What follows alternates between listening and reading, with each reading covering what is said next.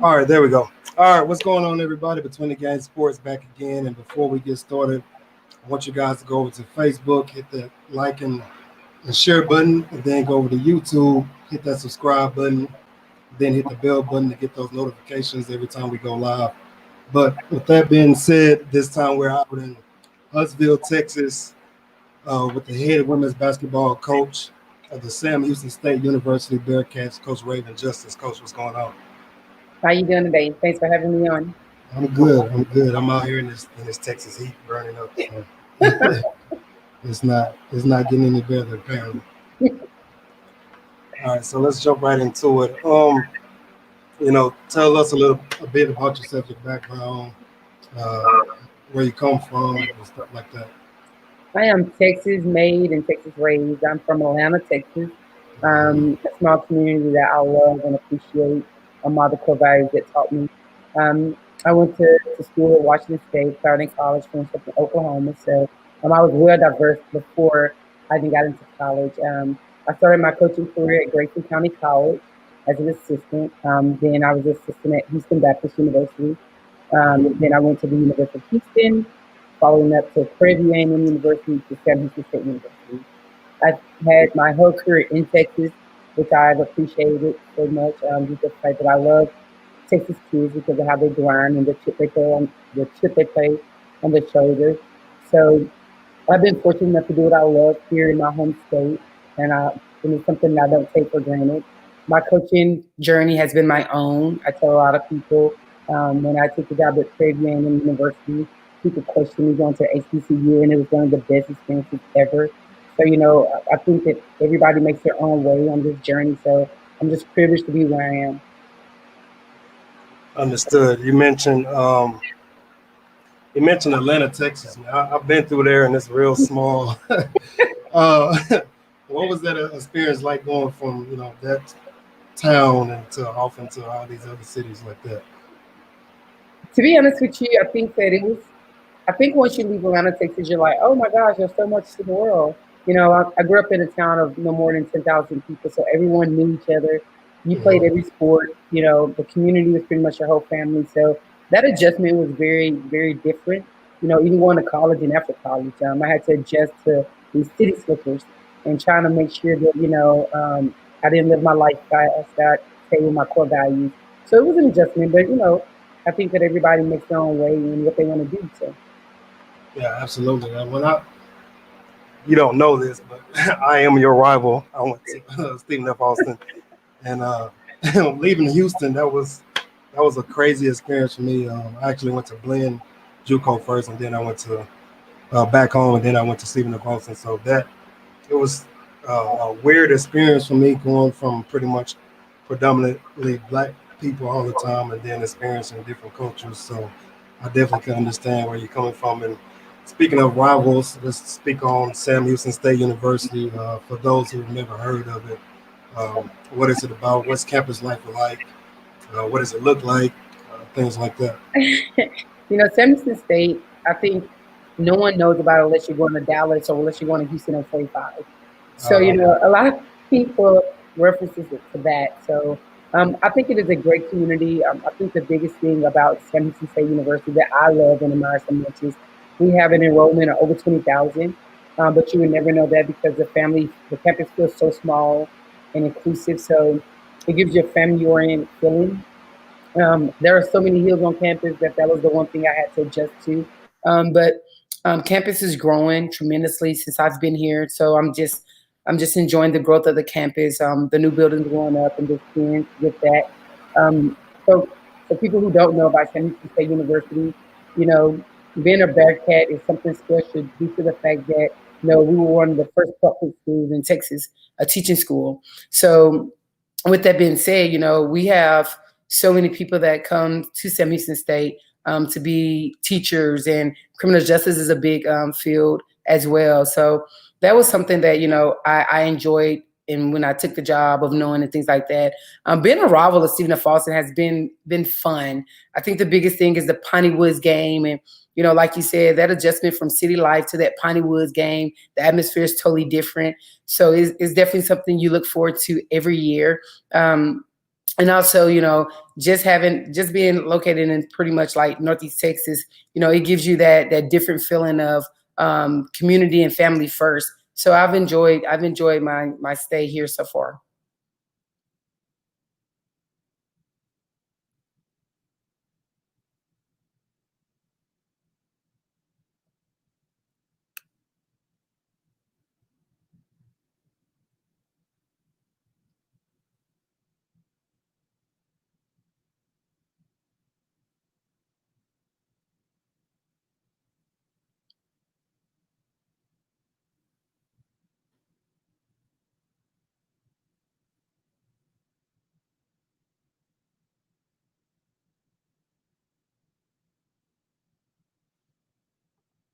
Will, you there?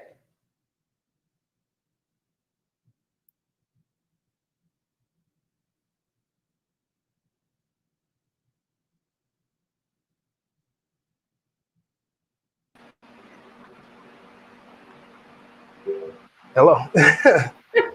Oh my God, I've never lost.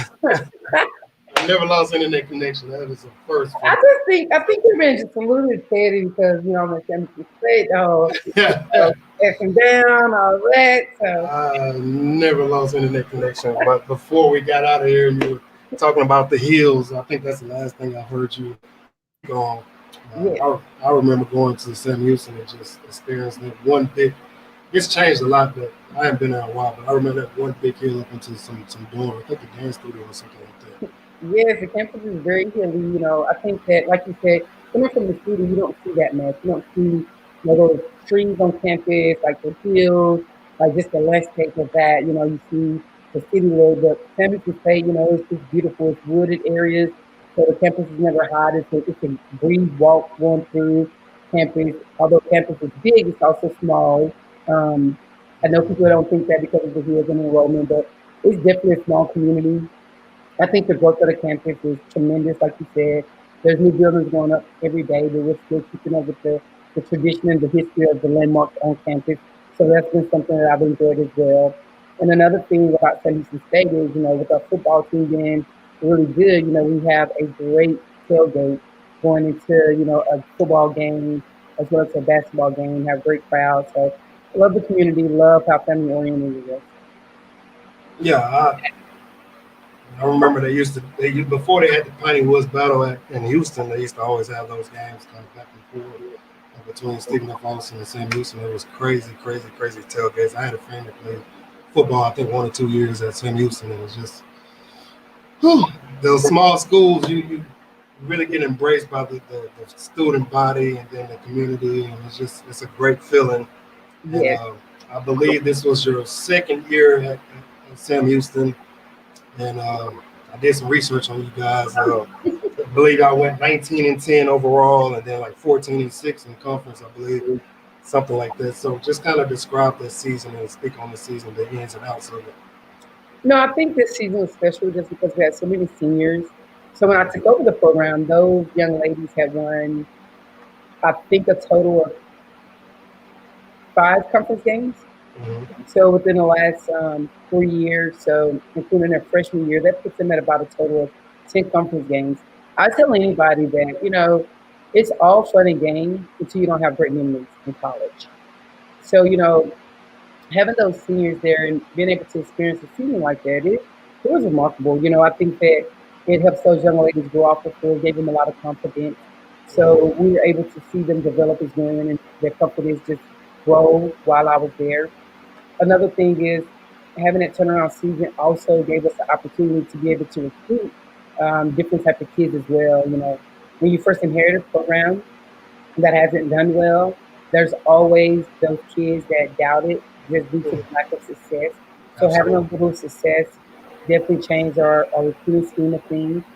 Another thing is we was able to beat our rival, Cena Boston, which they hadn't done in a couple of years. So Yeah. I would tell anybody, if you don't remember any game in college, you always remember the rival game. So leaving them with that memory was something that we truly wanted to make sure that they had. And so another thing is, when you have success like that, not only does it help your community and the Mm-hmm. university, but it also helps, my African American kids in the community. Everybody's not going to be a basketball player for the rest of their lives. So it allows me to help them network in the community. Everybody wants to hire a winner. So it allows me to help them network in the community as well as grow and look at things that they want to do outside of basketball. Absolutely. You guys beat the rival, and then you spoke on you took over a program that hadn't been winning a lot, and then those seniors got to experience that, and they didn't get a chance to finish. I guess you can say with Corona happening. What was that announcement like when y'all had? I believe y'all were at the conference tournament, maybe. And then the Yes. announcement came down. What was that announcement like? Just how devastated was those young ladies? It was devastating. It was like an emotional roller coaster. We get there Mm-hmm. the day before the tournament. So you're in tournament mode. That's the third season. You have your non-conference, you have conference, then postseason play. So in the third season, that's what the kids are excited about. Nobody really started watching basketball to March Madness games come on. Nobody really watched the NFL to the playoffs. So, you know, in that season, it's a whole different mentality. It's a different type of beast. So now you're training those kids' mind to get ready for that tournament mentality, win in advance and things of that nature. So everybody's stoked to be there. We knew going in that there was some talk about cancellation of the tournament due to the virus, but we hadn't been affected yet. So nothing changed in our game plan or our prep. We were still in routine. Therefore, nothing in my mind told us that we were going to cancel. So the day before, in the tournament that night, we all met with our young ladies just to talk to them briefly about schools that was counseling, just so they have an understanding if that did happen. We get to the game to watch the team that we're going to play in the conference tournament because we had a house seat. So we was privileged enough to have a bye in the Mm-hmm. tournament. So sitting there in the stands, getting ready to watch the team. The teams are warming up. And right when they get ready to tip off, the commissioner comes on the floor and he counsels the tournament due to the virus. And you have that emotion of as a coach, you want to be emotional, but you have young ladies there that have, I mean, gave you everything just to be there. So the Mm-hmm. first thing you want to do is make sure that your players understand it, understand what's going on, and you definitely want to accept any reaction that's given. And what I mean by that is, you can't tell someone how they feel and how they react. So you definitely want to be understanding of how each player reacts. And our team was took it extremely hard, especially the fifth years. This is their last time to ever try to get it right. So Mm-hmm. it was one of those moments. And your young kids are trying to figure it out, especially a freshman. She kind of have no clue what's going on, and she's not crying, and she's kind of like, what's going on? And so it was a lot of mixed emotions. But I definitely think that my seniors and upperclassmen, they struggle with it all the way right and home. It's like it's a quiet bus, like you just lost the game. And Mm-hmm. everybody know how those rides are long rides after a loss. And so, it's a long bus ride getting back to campus and, watching them get off the bus for the last time, not being able to accomplish what they sought out to do at the beginning of the year. It was heartbreaking. Yeah, absolutely. I can totally understand. I can see it from the coach's point of view, and I can see it from the player's point of view. If I was a player at that moment, I would have been, I'd have been hot, man. Especially as a senior, man. You get there and you're right there at the cusp of it. You got a chance, great odds, and now they coming to tell you that you can't play because something that's going on bigger than basketball. Uh, I know. I feel sorry for those young ladies and those young men all across the country, but you lost some seniors and you said you had some freshmen. And I don't know how AAU was going this year because I stopped doing it because of the situation. But when you're watching games or when you're out, when you used to go out and watch games, what type of players are you looking for? And, what are the expectations, I guess you could say, of them while they're playing? Um, you know, Going into a gym, I tell people all the time that although we have our list, I go in on the fit system. Mm-hmm. Are they first to the ball? Are they the first one to congratulate their teammates? Are they the first one to applaud somebody? Are they the first one to make a play? They're not going integrity. How they're handling themselves on the court. When a ref make a bad call, how they responding. When a coach corrects them, how they respond. They're not going to T. Are they tough? Are they teachable? Are they coachable? You Mm-hmm. know, can they play while they're tired? So, I look for things that, some coaches just look for talent. I'm not in a place where we can go and recruit top 100 kids and have 5 or 6 of those players on my roster. So I definitely look for kids that fit my system. Mhm. Kids that grind it out, that are mentally tough, that don't mind grinding, that are willing to make sacrifices for the team. So, when we first got here to San Houston State, we had to change the whole mentality of the program as well as, the players that were coming to the program. And, my biggest concern was, individuals thought it was okay to give us who they thought we should have, rather than give us winners, give us people that can perform at a high level. So Uh, that was a big change as well. You know, when you lose a lot of games at an institution, people become comfortable with that. So they're willing to tell you anything. You can't bite on food gold. So those are some things that we definitely try to look at, make sure that we're maintaining, but make sure our foundation is strong. And everyone knows going in, if your foundation is not strong for your house, it'll collapse. So making sure that when we first got here, the players that wanted to buy in, we allowed them to buy in. The players that wanted to buy out, we allowed them to buy out. Our foundation was strong. I thought we recruited some great kids to help with that foundation. And as we continue to recruit, like I said, making sure that the fit and making sure that they understand what we're trying to accomplish here at San Houston State. understood. So we all know those 8 o'clock Saturday morning games and those 8 o'clock Sunday morning games. Do you ever attend those type of games? If so, do you still kind of look for those same type of things, the ones that are showing energy early in warm-ups, the ones that are talking and communicating? I try to tell kids all the time, if you can't if you can't communicate on the court, then you're probably not going to play at the next level. So what about those eight Absolutely. o'clock games? I know they're difficult to get up for. For some reason, if you're saying you're not going to an 8 o'clock game, you're going to miss a good game, due to the Mhm. fact that a lot of people understand the change of AAU. Uh, EYBL games and other divisional games, they're played at the same time.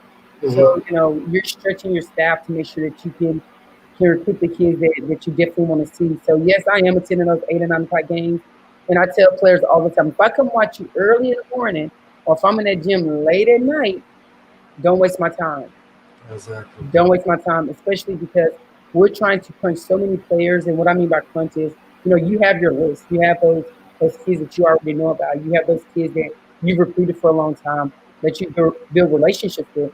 But you also Mhm. have those kids that start coming on late and that start developing and that start outplaying their competition. So you definitely don't want to not show up to a game or not go evaluate their kids. So when the coach does show up at that early game or late game, I just ask you just to give me your best, because Mhm. for as simple as it's like that coach is going to be there anyway. No, that's not the case. Anytime a coach is at a game, we made provisions in our schedules to be there. Absolutely. Absolutely. You never. I try to tell them you never know who's watching. It could be the head coach, it could be the assistant coach, or whoever. So always play your hardest. And with your, I guess I want to jump into this next question. I'm gonna come back to one. Um, we kind of spoke on COVID and the virus overall and affecting the conference tournament. Kind of been back at summer workouts, and school is about to get ready to start, hopefully, for colleges. What did the COVID do for your team morale overall? And then now, how are the players spending their time before it started? I guess you could say. I think when COVID first came out, we all thought, because we are forward thinkers. We all thought that there would be a cure for it earlier than now. So when it first hit, we were taking it as this is a virus that we have to flatten the curve. That we have to social distance, that we have to protect each other, that we gotta help make sure that we're doing our best to follow guidelines. And Uh, so we were in a situation where we thought that it was something that we would want to eat. So our kids are very positive. They're very, I think that the right word is, they were very understanding of the mhm. changes that we had to make to come to the conference tournament for the better of good of the country. So I think that March and April, when March Madness didn't happen, kids wasn't freaking out. They were just sad, because anytime you take something away from someone, it's something that's missing. So you become sad. So I think individuals were sad, players were sad. I think as it went on, and some didn't think it was getting better, kids started to try to process. And anyone knows that when you're trying to process something you don't understand, it puts you on an emotional roller coaster. So I think when March was here and everybody saw those videos going up, their final game and senior night, and how those kids posted and how they talked about those issues, they weren't expecting kids to be so outspoken Hmm. about COVID in the summer. Well, those kids were processing it. Now it didn't make sense because here we are in June and July, and that it seems that nothing was right. So I think that around mid-July, when we were taken off the road and we're in dead period again, and extended dead period for the NCAA, so we weren't going to be able to go out and evaluate AAU, and players weren't going to be able to play, and that we were going to have limitations on summer workouts. I think kids became very, very anxious, and Uh, what I mean by that is, they were ready to get back. They were ready to continue their lives as is. They didn't feel like life should just stop because of the virus. Although we understood, the virus was bigger than basketball. So kids became anxious, and now you're seeing more of that with hashtag We Want to Play and them trying to figure out the whole fall season. And so, it was a dramatic change. You're going from understanding to processing to anxious, and those are all emotions that we're asking 18 to 22-year-olds to handle, and we can't even get adults to handle that. So yeah. it was difficult, but it's also a situation that I think that our young ones today are going to grow from. Oh, absolutely.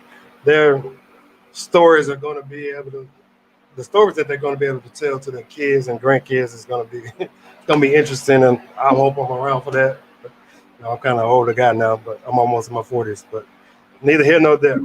Let's go back until again. I played at SFA long time ago, and just speak on that rivalry. It's big in football, big on the boys' side.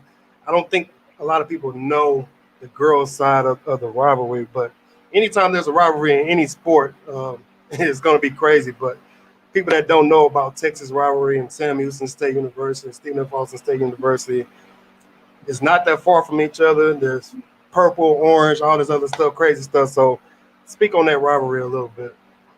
I think the biggest thing about it is, like you said, the Piney Woods is one of the oldest Texas rivalries. Uh-huh. So, them moving the game from San Houston State was due to the fact of it grew. Yeah. They no longer got hosted just because of the growth of that rival game. So that spoke for itself with that basketball. There's no hidden fact. I know this year, Stephen F. Austin was in a great situation, beating Duke, but also, first in conference. Last year, our men's basketball team won conference.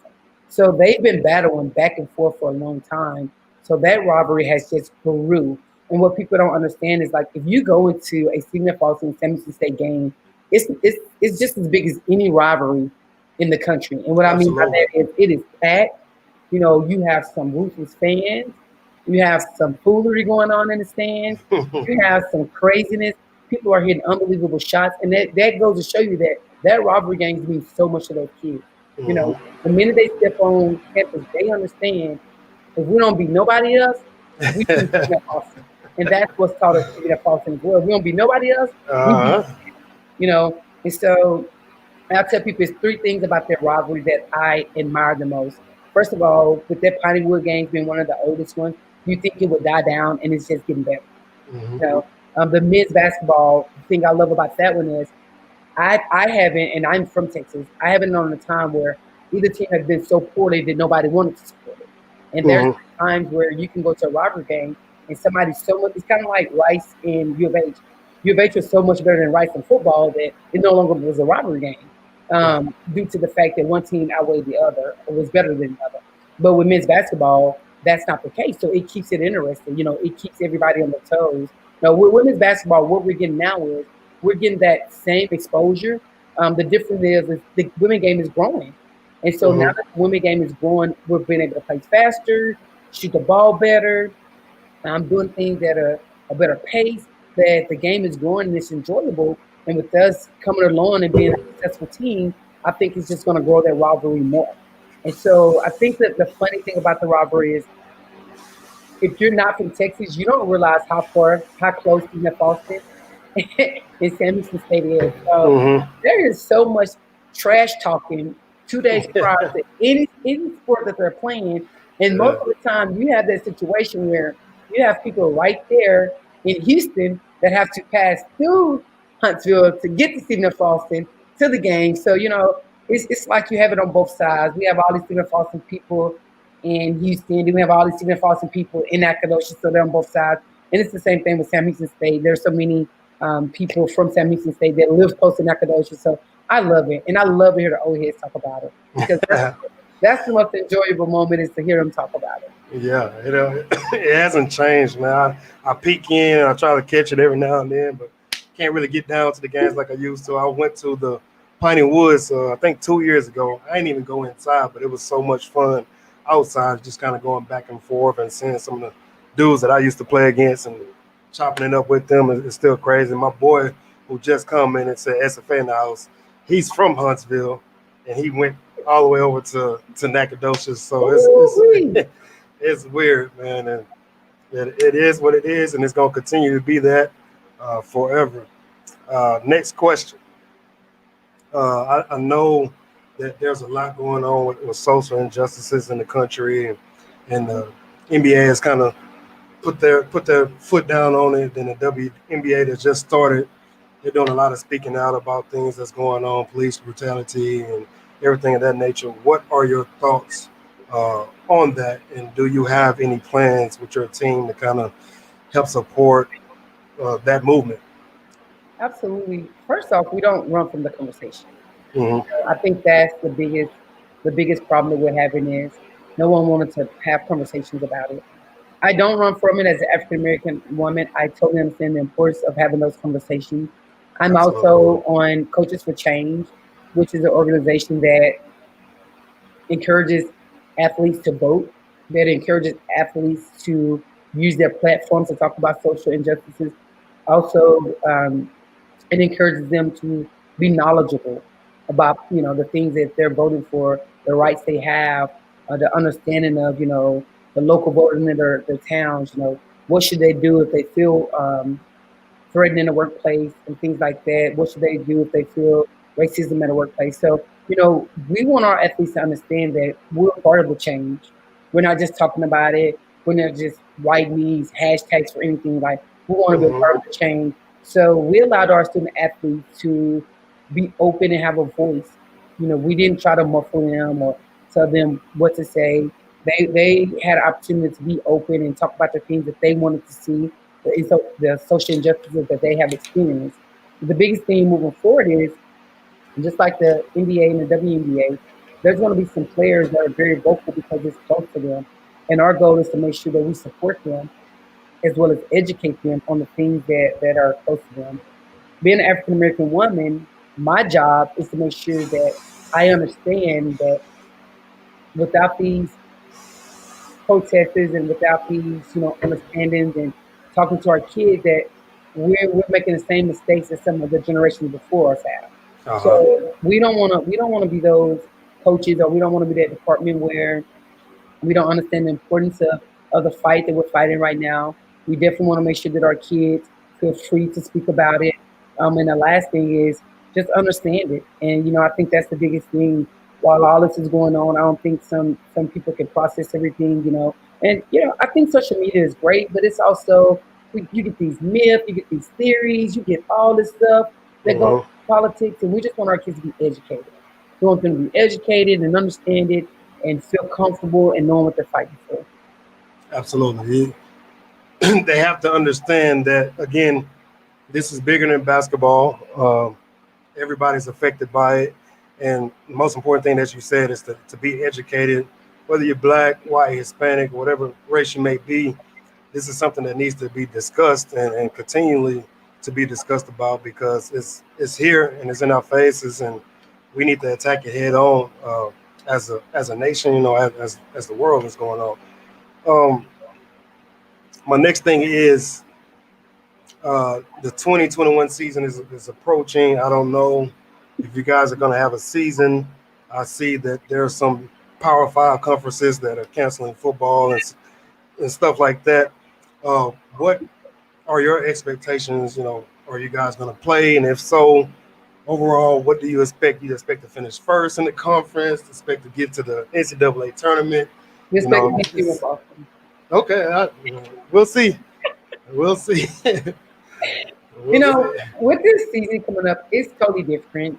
I Uh, think that each coach, if any coach tell you they're going in there with the same mentality they have in the past, they're kidding themselves. You know, I Absolutely. think my mindset is, first, how do I keep my kids safe and healthy? Secondly, preparing for a season, but also preparing for anything that could disrupt our season since we've experienced it before. And the last thing is making sure that we understand, what the cause and effect, what the virus can do, as far as health reasons, how can we help these kids try to avoid putting themselves at risk? So, those are the things that you think about first. Secondly, do you want a season? Yes, every coach wants to play. Nobody don't want to play, but Hmm. I think society forces you to try to make a decision of, do you want kids to be safe or do you want to play basketball? It's not that, and we're not trying to have it all. What we're trying to do is be proactive, kind of like the NBA and WBA, and have a safe atmosphere for them to play. So I definitely want them to play, and I think if we have that opportunity to play, that I think that we will be a team that will continue the success we've had. I have four returners that I demand a lot out of, that I expect to be really, really good this year. And I have eight new kids that haven't played for me. So mixing that chemistry and gelling is going to be crucial early. So those are some things that I'm focusing on as a coach in our program. And lastly is, if the season does change and we do hit some adversity, how are my kids going to handle it? How am I going to Hmm. handle it? If they say, we're only going to play conference or we're going to move it back, how are kids going to handle it? I don't think individuals that's not in college realize what college does for players. It keeps them in a routine. You know what I'm saying? It keeps them close. It keeps a team accountable. So, Hmm. you know, they don't understand that when you take people out of routine and out of accountability, things get crazy. It has been proven that some kids are in harm's way being at home rather than being on campus with that Hmm. virus. So those are some things we're focusing on. You know, am I going to say we're going to win the conference championship? That is our goal every year and every practice. We're never going to be the team to lie down and let somebody run over us. I know y'all was used to that in the past when basketball, in the fall, we're not allowing that. So, those are the things that we talk about every day, having championship practices, making sure that we're not leaving it on the floor when we leave. And I think this is, everybody talks about, you don't want to take anything for granted. This is proven that you can't take this game for granted. You have to love and respect this game. And so I'm excited about this season. I know that it's changed. It's going to be so many different norms. And what I mean by that is what you thought was normal is not going to be normal anyway. You're not just going to show up at a basketball game 2 minutes before the game and get in the game without the Yeah. screaming going on. And, you're not going to be sitting by your best friends and y'all lip click, screaming at players because you're going to be spread out. So, those are the things that I think is going to be challenging because anytime you come to a sporting event, you want to be as normal as possible. You Hmm. want the atmosphere. And with the social distancing and with all the rules, is it going to be normal? Will it be fun? So I'm still very, very optimistic about having a season. Okay. Has the conference kind of gave you any guys like any heads up? I know the NBA went to try to do the bubble thing. I'm pretty sure that'd be hard to do with college. Are there any like backup plans you know of, or and still No, working on it? no, I think right now, the focus is football. Hmm. We are in the South. The focus is football. Yeah, absolutely. So, we hadn't really, conference nor the NCAA has really had the opportunity to even talk about the basketball season and moving forward with basketball plans. So I think that once we get through the fall sports and, what the decision will be across the board and, how each conference is going to handle it, I think that's when we'll start having conversations about basketball. But, I'm just being honest. I think that right now we're trying to protect those kids that play fall sports, if they're going to have the Absolutely. opportunity and just try to keep them at the forefront. So I think once we once we hit September, when some of these teams are playing football and when some are not playing, there'll be a better plan in place for basketball. Got it. And like you said, you spoke on your seniors and your fifth year seniors. I could tell you care about your players. Um, what do you get from coaching? Like, what's your biggest joy? And then those players that are leaving you or who have left you and become young women and got a career and stuff like that. What do you hope that they took from you in their time with you while you're coaching them? The biggest thing I take from coaching is building relationships with student athletes. Hmm. I think that anyone that can tell you they had a great experience, they have the funniest stories about their coaches or the funniest times and games and things like that. So I really try to work on my relationship with my student athletes. I don't want to just be a coach that show up on game day and ask these kids to go to the wall for me when I haven't given them what they needed me to give them as a leader. So I take my relationship with them serious. I'm a relationship coach, so that is something that's always on the forefront of my mind when I'm dealing with my student athletes. What I hope they leave San Diego State with is understanding of who they are, what they can do. I don't want them to ever put limits on themselves and be confident winning, because they're going to leave it with a degree, because that is something that they know. We talk about it in the recruiting processes. You're not coming to San Diego State to play basketball first. You're coming to get a college degree to better your life, Hmm. and basketball is important. So those other things are important to me with them growing as women, their confidence, making sure they lead to knowing who they are and knowing what they can do in society without limitations put on them. And the last thing, when someone comes to San Houston State, they're not just getting the general student athlete. We put in a lot of time in the community service, team bonding, growth after basketball. We have different people coming in, professionals and careers coming in to practices and after practices with different things that they're doing. And, we allow our kids to ask questions, talk to someone that's doing what you like to do. You're not just going to get it as being an intern. Learn how to network, use your voice. So we try to help them grow. And what I mean by that is, I don't want to change nobody. I want them to come in and who they are. I just want to add on to it.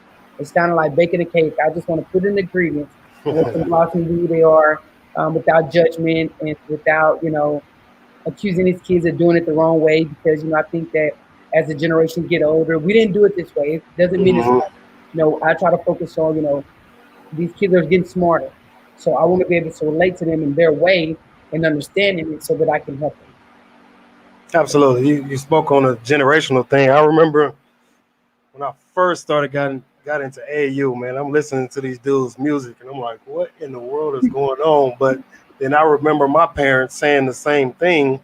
So I had to adjust, and I'm very stubborn with my music, and I'm stuck in my ways on certain things. But and then 3 years ago, I transitioned over to girls AAU, and that was a whole another world. And I'm just like, what in the did I get myself into? But I really enjoyed working with girls, man. I can't wait to get back to it when all this is out the way. But that generational thing is really funny because I remember saying, I'm not gonna be like that. I'm not gonna be that guy, but I turned out to be be that person. So it's crazy. My mother has just chimed in. She she says. What's your philosophy towards dialoguing with parents and handling parents and coaching relationships, especially when it comes to the younger players? My biggest philosophy, first, is we recruit student athletes that are just learning how to speak for themselves. You got to understand, a freshman in high school is somebody who still doesn't, they can't speak for themselves. They're still, trying to figure it out. We start recruiting them right around the end of their sophomore year. Some of them the freshman year, but the sophomore years, and their junior year. So my philosophy with dialogue with parents is just being honest. Making sure that the parent understand that, at the end of the day, these kids are going to have to make hard choices. And I ask for their support with those choices, especially like during the recruiting process when they are choosing a school. They need that support system to help them understand, what's the right fit and things like that. So my dialogue with parents is always been honest, open. I don't talk about playing time with parents because I feel like each player coming into my program know why they're playing and why they're not playing. Besides Hmm. time, I speak with parents about anything regarding education, health reasons with their kids, and things like that. Younger players, we are very open to making sure that we can relate to them, meaning when they're making a transition from high school, everyone knows that high school players are up under their parents guidance. So a lot of things that a lot of decisions they make are family made. But coming into college, they're going to be growing and trying to make decisions on their own. So I try to make sure that my parents understand that I'm here to help their kids make hard decisions and choices away from being at home. So I think I have a great relationship with all of my student athletes' parents, but I definitely try to make them understand that as that transition grows, when they're leaving home, when they have that support system with their parents at home, that's what coaches are there for, to help them make those other decisions. Absolutely. I made a tweet about this the other day, I believe, and telling kids, everybody that plays at the Division One level, at some point in time at their high school, for the most part, they were the man or they were the woman on their team. When you get to college, you have to understand that it's over with. You got Mhm. you got juniors that's been there in the program. They may be all conference at one point. They might have been conference player of the year. So whatever you did in high school is null and void. And you mentioned that you don't speak to parents about playing time. I really love that because I really dislike when a parent asks about playing time because as a coach, your job is to put the kids in the best position possible to be successful. It's up to the players to determine how much they play and stuff like that. So I'm glad that you mentioned that. It's Yes, just so many parents want to talk about playing time. That's not how it works, and they yes. don't really And understand it. and you have those helicopter parents. And we tell them in the recruiting phase, around the senior years, we want to talk more to your child. Like as a sophomore, junior, we love building a relationship with parents because that's their baby. That is Hmm. still a baby to them when they're sophomore, junior. But towards that senior year, we want to speak more to that player because she's going to be the person here. And so when there's a problem here, you can't call me about a problem here at San Francisco State. She comes and talks to me about that problem because she's an adult now. She's over 18.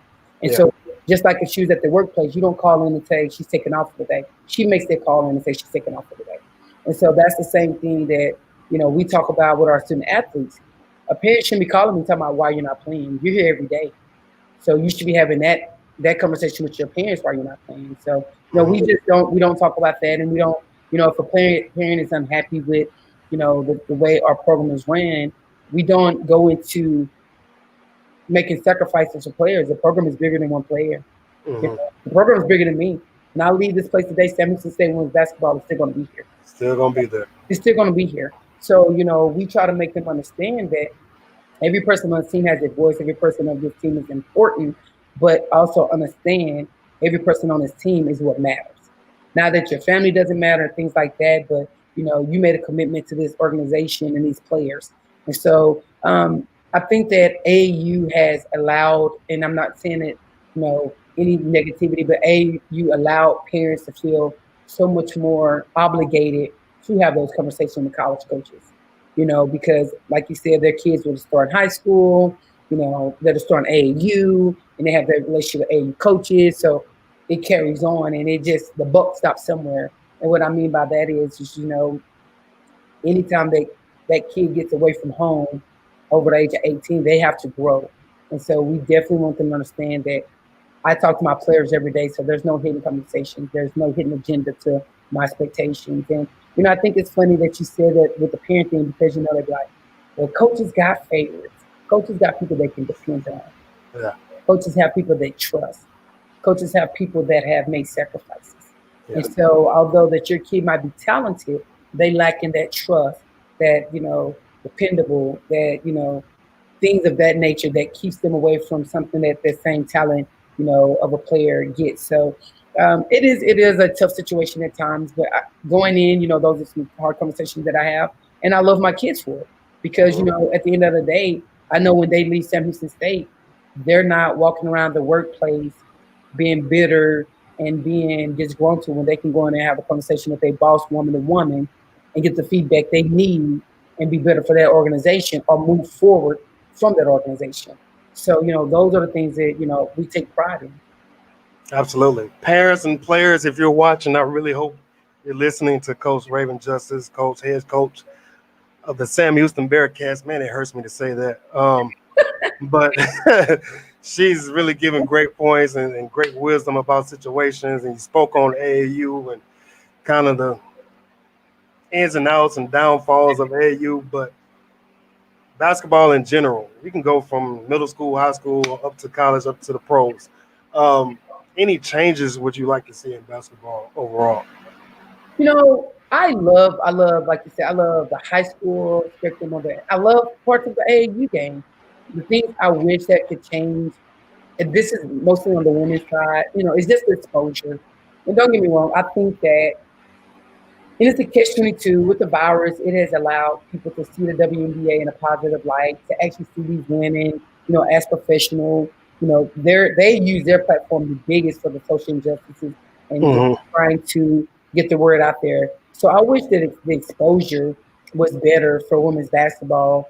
You go to a high school game for a women's basketball game, and it's not marketed the same as a men's basketball game. Yeah. The EYBL circuits and things, they're great on the women's side as well. But you wish there was just more exposure for women's basketball because at the end of the day, like I tell anybody that I'm speaking to, that is the hardest professional business to be in, and it's being a WNBA player. There's only Hmm. 122 positions. There's only 122 jobs. So what pro level do you know like that? So I just wish that they had more exposure. I wish that people understood the fight that we're fighting every day. We're just trying to make sure that they are respected at that level.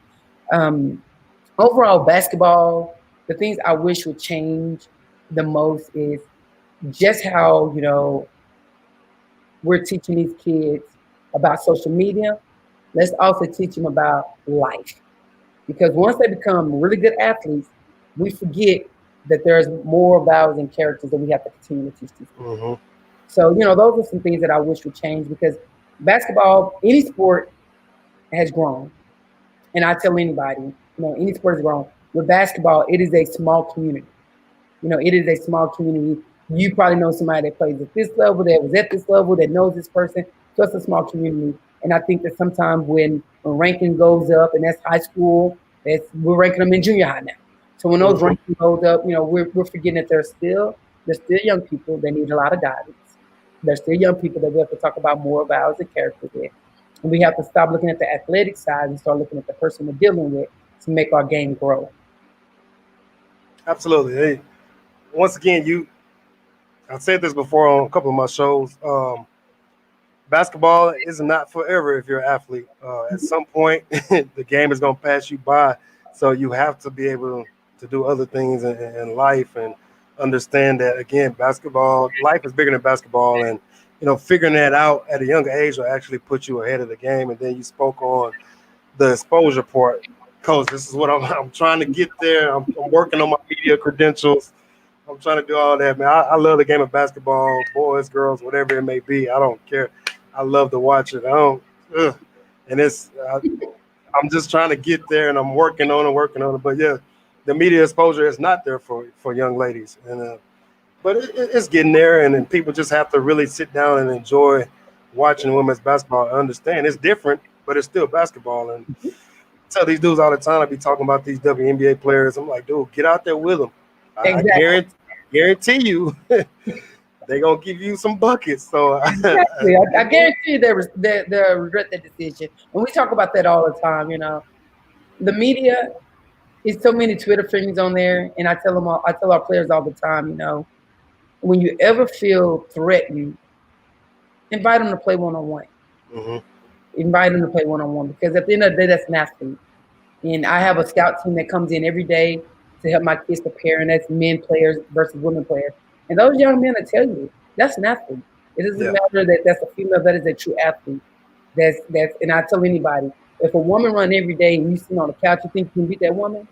yeah, So, that's like you said, the media is growing and it is getting better, but it's really hard to watch when we make that comment, they shouldn't get paid this much because they're not dunking and things like that.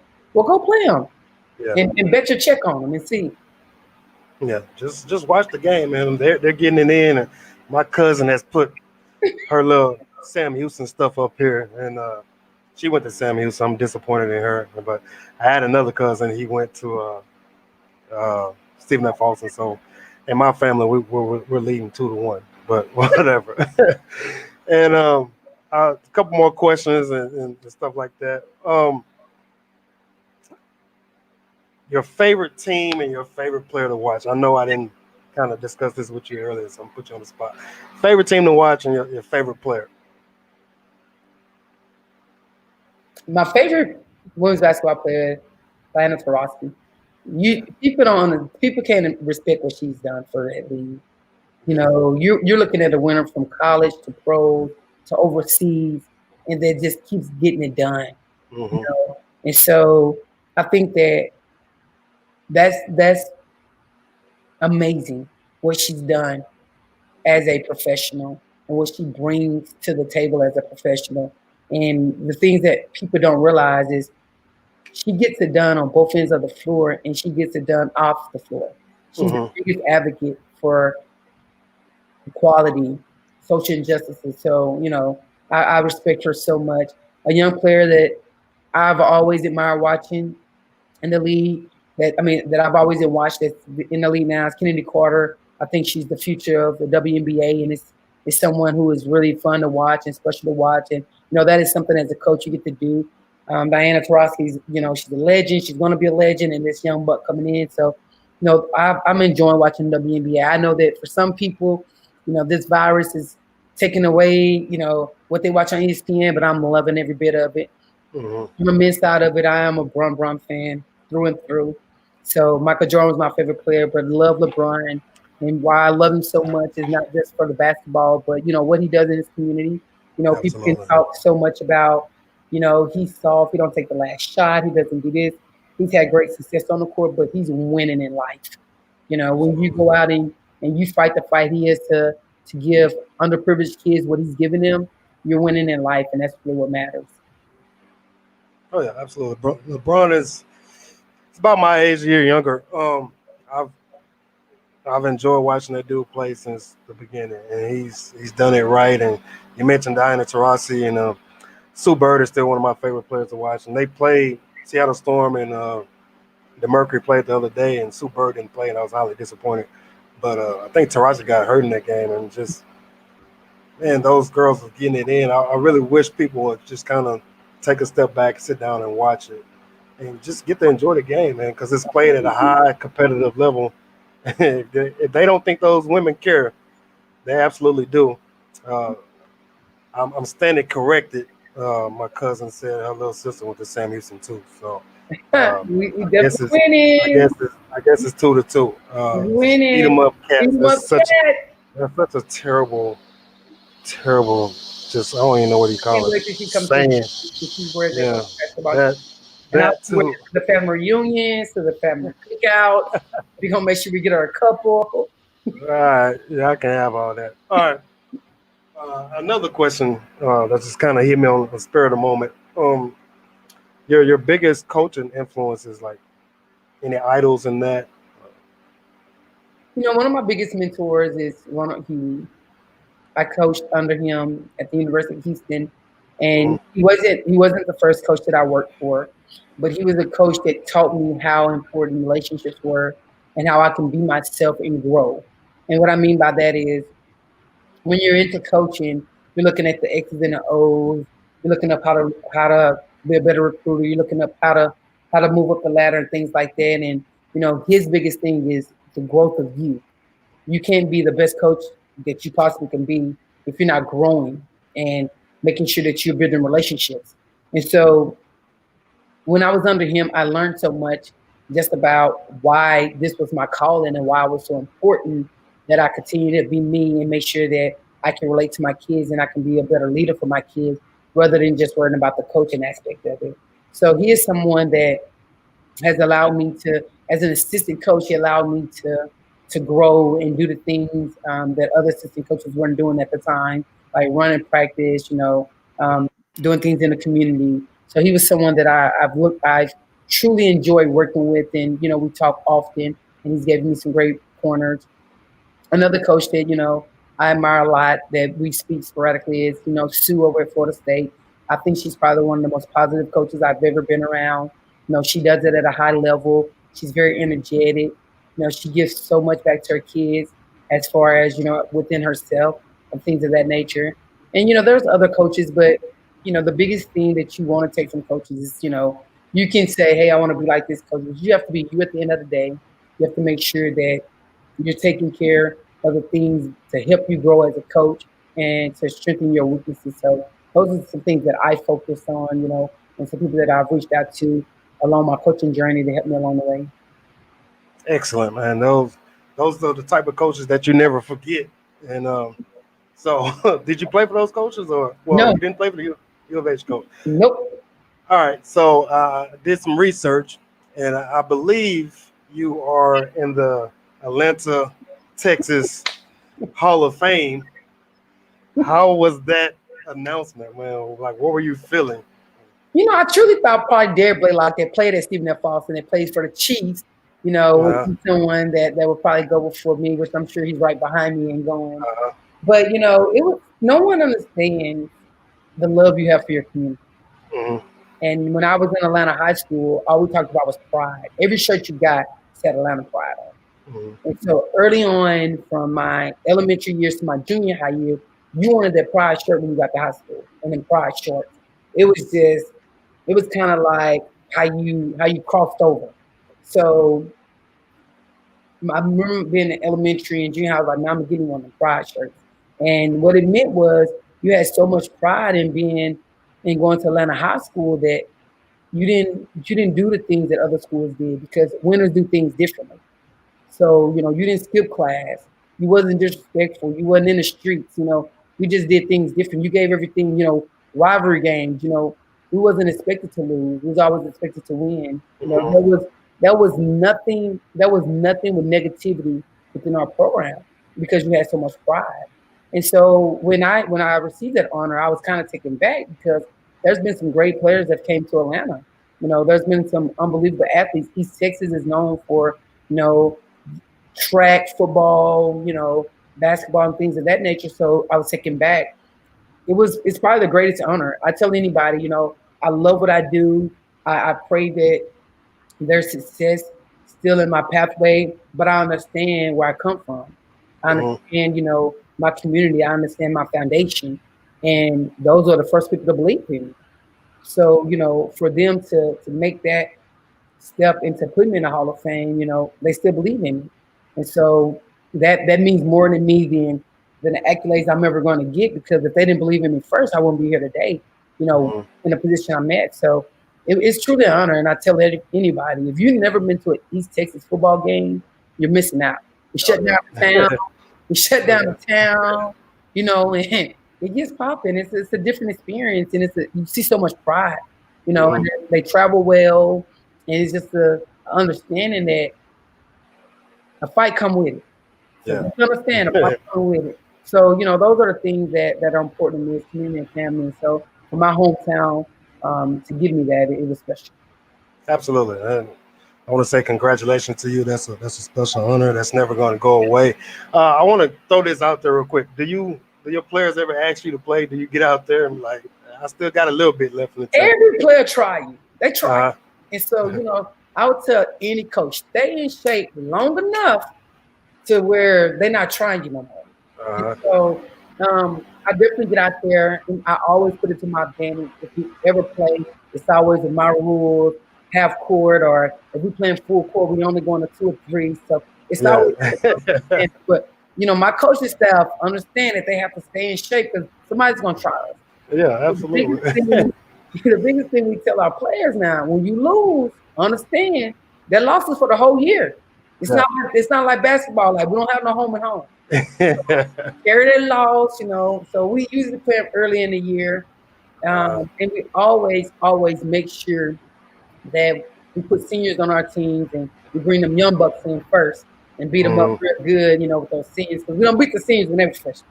So we bring them younger ones and just teach them the ropes early because they're gonna try you. It's yeah. like a kid in the candy store. They can get that candy for free. They're gonna Yeah. take it. So and that's the fun part about it, because you always have that player that comes in and they talking that trash, and we're wiser and smarter now. All those Yeah. 15 moves you got to move, we just hit you with a jump shot. So it's definitely fun during those times. You got to let them know, and you got to get out there and just kind of test the waters. But then you got to put the rules to your advantage. So, but I tell my players all the time, they want to play one on one. Hey man, if you miss, it's my ball. Ain't no going to get rebounds, man. Exactly. I can't do it. And so I can't do it.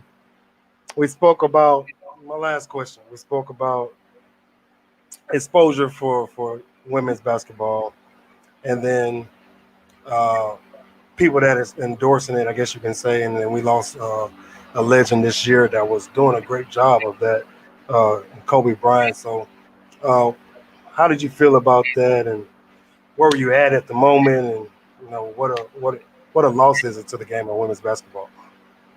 I know some people are gonna take this the wrong way, but everybody know where they was when they heard the passing of Kobe Bryant. And what I mean by that is if you didn't feel some type of way and you're part of the basketball community, you don't really love basketball and respect it like you say you do. And what I Mm-hmm. mean by that, that man sacrificed so much, not just to be who he was, but he sacrificed so much for the women's game to grow. And we never really had male player make those type of sacrifices. And what I mean is like, yeah, male players have always NBA players and some collegiate players have always shown respect to a basketball player, but he was taking it to another level. Like he embraced players. He wanted Mm-hmm. stuff to grow. Sabrina, I think that people say, Sabrina this, but when someone of that stature takes out time with you, it just says so much about who he was, and, as a person, his character. And so, women's basketball never had that. We never had uh, a celebrity like Kobe at the Final Four games, Uh, at regular season games, you know, AAU games.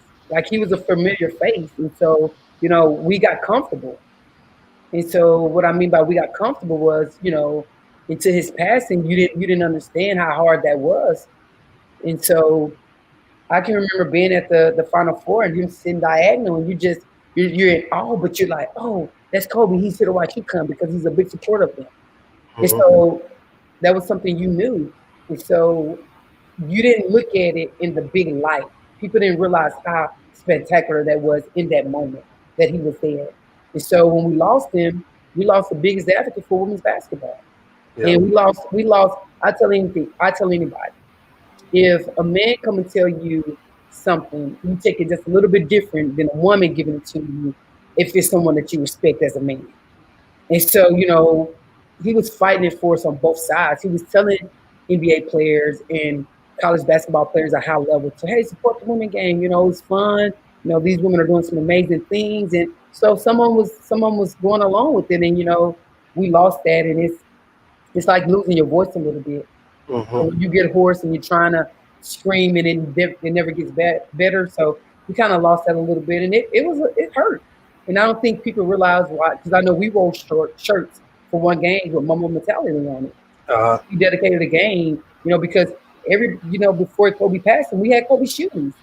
We played in Kobe shoes. So when we had that memorial game for him with the numbers and things like that, one of my players turned around and she was like, man, I've been rocking with Kobe since I was playing basketball. People don't get that. The yeah. older generation Mm-hmm. don't get that. I feel like that with Michael Jordan. I've been watching Mike since he was Mm-hmm. doing it in his prime. And so, those kids grew up with Kobe. So they felt a different relationship than the generation prior felt with him. And so it was hard for some of those kids. We offer counseling for some of them, and people are like, that's crazy. They didn't know him. They did know him. They saw him everywhere. Yeah. He was a familiar voice for women's basketball. He was everywhere. You know, Mm-hmm. it's kind of like LeBron. If you're a LeBron fan, you've been watching since high school. So it was tough, and I think the biggest thing that we talked to our players with is um, he gave so much because he believed in the sport. So we got to give so much because we got to believe in it and have to move forward. Mm-hmm. Absolutely. Kobe was just different, very intelligent, loved basketball, didn't matter what it was. And I would have loved to get to meet him one day and just kind of pick his brain. And people that don't understand, it was kind of like losing a family member. If you love basketball the way that most of us do, it was, I can't even describe it. I said it before. I was heading to AAU practice and trials, and whew, I don't know.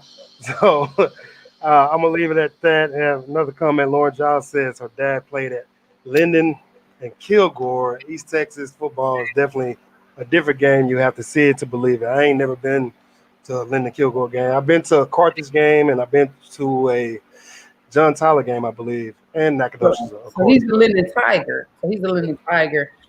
Actually, a lot of my family is from Lennoxville there, and we Yeah. always called it LK, LK, LK. So she's absolutely right. Due to the fact that we used to be rivals with LK, and then we turned rivals with Queen City. So she's right. If you've never been to an East Texas football game, you hadn't really experienced football in Texas because it's different. It's packed. It's everybody's cheering. It's everybody talking trash. 9 times out of 10, somebody across the field is related to you. So it's bragging rights when you get home. And so it's a different type of atmosphere. But I think that the thing that makes it special is when you leave that game, it is so much fun and it's so much pride that you're walking out that stadium with, and you're ready to come back the next Friday night. So Sure. tell Yeah. your dad, them LK Tigers. I don't ever think they beat us in Atlanta. So I'm gonna look it up when I get off of here just to make sure. All right. So, I mean, Coach, that's it, man. I'm gonna have to check you guys out. Unfortunately, even though you're a Bearcat, man, I really love what you're doing, and I'm definitely gonna support if the season is open, and if I get my media credentials, man, y'all gotta let me in so I can get on the floor, whatever it may be. But I really enjoyed your time. I always tell people, time is something that you can't get back. So I appreciate those that give it to you, and if you got anything else to say, now's the time. No, thank you so much for having me. I truly appreciate you taking an interest in helping us grow the game as well on the women's side and just making basketball better all around. I think that sometimes we take it for granted, and COVID-19 has definitely showed us that we have to be better in this profession, to help continue to grow the game. But I really appreciate what you're doing for our growth of this game and just for having me on. I hope that you're at our game. Definitely, we will have an orange shirt waiting for you. So just let us know. But we definitely would love your support. And thank you so much for taking an interest in San Francisco State women's basketball. Anytime, anytime. All right, people that's still here, man, appreciate y'all. Peace out. Later.